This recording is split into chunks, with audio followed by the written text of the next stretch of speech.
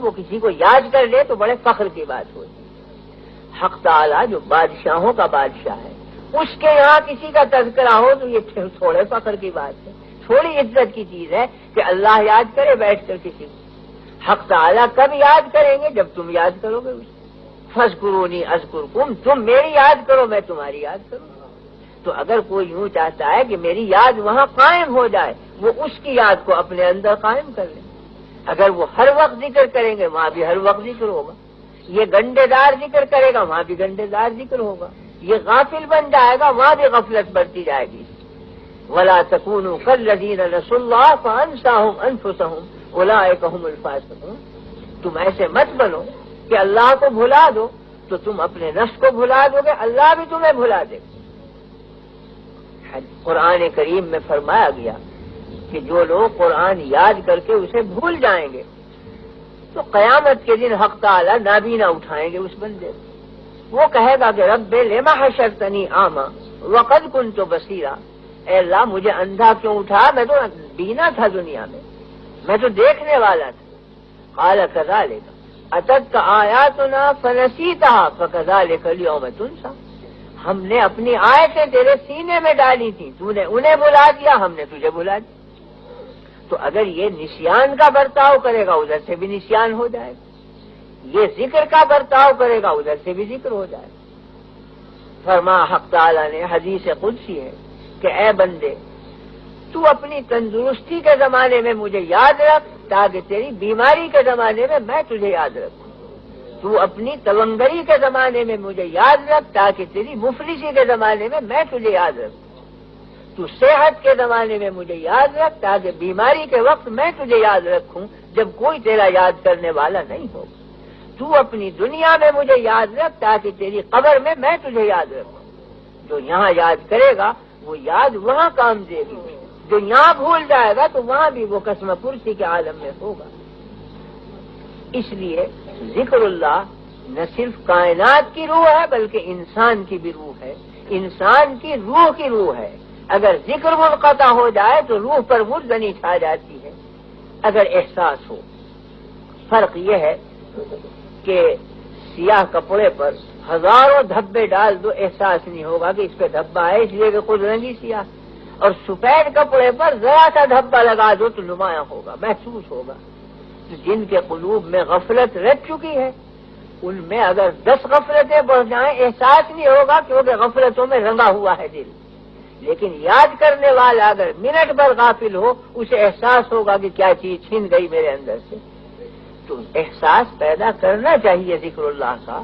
زندگی یہی ہے، فرق انفرادی زندگی بھی اسی میں ہے، اجتماعی زندگی بھی اسی میں۔ زندگی نام ہے فی الحقیقت شیرازہ بندی کا، موت نام ہے شیرازہ بکھر جانے۔ یہ بدن آگ پانی ہوا مٹی جمع شدہ موجود ہے، کہا جائے گا زندہ ہے۔ قبر میں جا کے ریزہ ریزہ ہو کے اجزا بکھر جائیں گے، کہا جائے گا کہ موت آ گئی۔ تو ذکر اللہ روح کو بدن سے ملائے رکھتا ہے اور بدن کے اجزاء کو جمع رکھتا ہے، تو ذکر اللہ روح ہے انسان کی، زندگی ہے انسان کی۔ یہ نہ ہو تو آدمی کی زندگی ختم۔ اس واسطے میں نے یہ حدیث پڑھی تھی اور مقصد یہ نہیں تھا کہ کوئی لمبی تقریر کی جائے، مقصد اس حدیث کی تشریح اور اس کا ترجمہ تھا کہ اس کی عادت ڈالی جائے ذکر اللہ کی، اور اس کے 3 طریقے ہیں۔ سب سے پہلا طریقہ جو اصل اور بنیادی ہے وہ تو فرائض کی ادائیگی ہے۔ سب سے بڑا ذکر اللہ کے فرائض، نماز ہے۔ فرمایا گیا اقم الصلاۃ لذکری، نماز قائم کرو میری یاد کے لیے، تو نماز ذکر اللہ ہے، یاد حق۔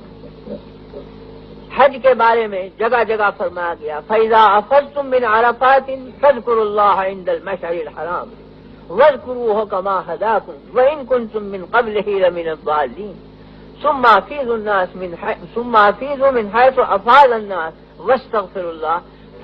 حج کے ایک ایک رکن پر کہیں ذکر اللہ، کہیں استغفار، کہیں توبہ، کہیں یاد حق، تو حج کا مقصد بھی ذکر ہے۔ اقم الصلاۃ لذکری، نماز کا مقصد بھی ذکر ہے۔ زکوٰۃ اور صدقات کا مقصد بھی فی الحقیقت ذکر ہے۔ فرمایا کہ لن ینال اللہ لحومها ولا دماؤها ولکن ینالہ التقوی منکم۔ قربانیاں تم کرتے ہو، یہ گوشت پوست اللہ تک نہیں پہنچتا بلکہ وہ تقوی اور وہ ذکر اور یاد حق پہنچتی ہے جو قربانی کے وقت تم نام لیتے اور نیت کرتے ہو قلب میں، وہ چیز جاتی ہے اللہ تک، یہ اس کی علامت ہے۔ تو بہرحال قربانی ہو، زکوٰۃ ہو، نماز ہو، حج ہو، یہ سب ان کی روح ذکر اللہ بتلائی گئی ہے۔ تو ذکر کرنے کا بنیادی طریق تو فرائض شریعہ کی ادائیگی ہے، یہ تو اصل ذکر ہے۔ لیکن اصل ذکر کی ساتھ ساتھ امر کیا گیا کہ یا ایھا الذین آمنوا اذکروا اللہ ذکرا کثیرا، اے لوگوں اللہ کی یاد کرو ذکر کثیر کے ساتھ۔ تو ایک ذکر اصل ہے وہ فرائض ہے، اور ایک ذکر زائد اور ذکر کثیر ہے وہ اس کے اوپر ہے۔ اس کے دو طریقے ہیں، ایک موقت اور ایک غیر موقت۔ موقت طریق یہ ہے کہ صبح اور شام کا وقت مقرر کر کے کچھ تسبیح اور تحلیل کر لیا کرے آدمی بیٹھ کے، صبح کی نماز کے بعد بیٹھ گئے، فرض کیجئے کہ 100 مرتبہ آپ نے پڑھ لیا کلمہ تمجید، سبحان اللہ والحمد للہ ولا الہ الا اللہ واللہ اکبر، 100 مرتبہ استغفار پڑھ لیا، 100 مرتبہ درود شریف پڑھ لیا، اسی طرح شام کو پڑھ لیا۔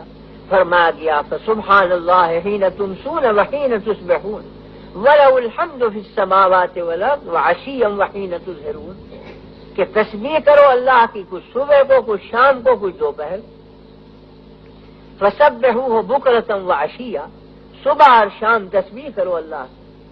تو یہ ہے موقت طریق کہ ایک وقت باندھ کر کچھ تسبیحات پڑھ لے آدمی، 100 مرتبہ نہ ہو 33 مرتبہ پڑھ لو، 33 مرتبہ نہ ہو کچھ اور کم کر لو، مگر ایک عدد معین کر کے، ایک وقت معین کر کے نبھا دو اس کو۔ حدیث میں ہے کہ خیر الامور ما دیم علیہ، بہترین عمل وہ ہے جس پر ہمیشگی اور دوام برتا جائے، وہ قلب میں جڑ پکڑ لیتا ہے، رسوخ پیدا کرتا ہے۔ پہاڑ کی ایک سل ہے، اس پر گرد پڑ گئی، آپ نے لاکھوں من پانی بہا دیا، گرد دھل گئی، تھوڑی دیر کے بعد پھر پڑ جائے گی۔ تو منو پانی بہا دینے سے ظاہری صفائی آ جاتی ہے، مگر کوئی اندر نمی نہیں پہنچتی چٹان کے اندر۔ لیکن اگر ایک قطرہ آپ گراتے رہیں برس دن تک تو پتھر کی سل میں سوراخ پیدا ہو جائے گا۔ تو تھوڑا تھوڑا عمل ہو تو قلب میں جڑ قائم ہو جاتی ہے، اور ایک دن آپ نے 50 نمازیں پڑھ لی اور پھر غائب ہوئے تو برس دن تک غائب، تو گرد دھل جائے گی، اجر مل جائے گا، لیکن قلب میں کوئی ملکہ، کوئی بنیاد، کوئی جڑ نہیں قائم ہو۔